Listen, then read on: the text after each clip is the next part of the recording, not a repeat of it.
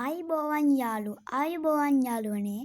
ඔන්න ඉතින් අද මම අරන් ඇවිල්ලා තියෙන්නේ ඕගොල්ලන්ට ලේසියෙන්ම ඇප් එකක් හංගන්න හැටි තමයි. ක්‍රම දෙකක්ම කියලා දෙන්න පුළුවන්. මං වෙන දවසක දෙවෙනි ක්‍රමේ කියලා දෙන්නම්. ඒක වෙන ෆෝන් එකකින් තමයි දෙන්න වෙන්නේ. මේ ෆෝන් එකේ ඒ ක්‍රමේ ඇක්ටිව් වෙන්නේ නැහැ. මං එක ක්‍රමයක් පමණක් ඕගොල්ලන්ට කියලා දෙන්නම්. ඉතින් ඕගොල්ලන්ට මේකට ඩේටා ඕන වෙන්නේ නැහැ. මම ඩේටා ඔෆ් කරන්න.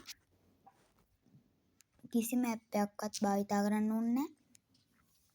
ඕගොල්ලන්ට කරන් තියෙන්නේ ඉස්තැනක් තෝරගෙන මෙහෙම ටච් කරගෙන ඉන්න.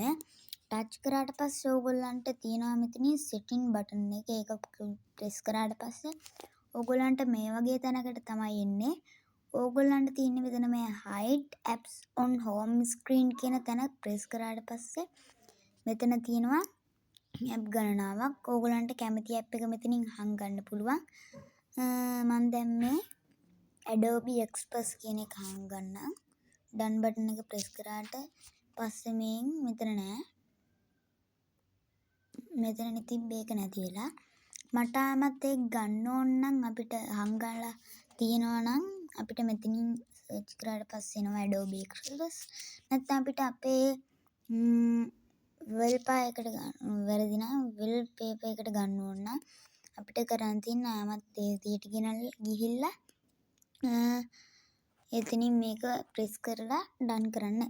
ඉතින් ෆ්‍රෙන්ඩ්ස් කියන්න දෙයක් තියෙනවා.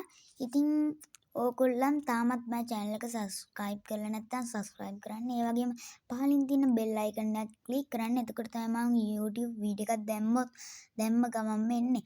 ඒ වගේම like button එකකුත් දාන්න. මේ වීඩියෝ එක හොඳයි නම් comment එකකුත් දාන්න. අදට මම ගිහින් එන්නම් ඕගොල්ලන් හැමෝටම goodbye.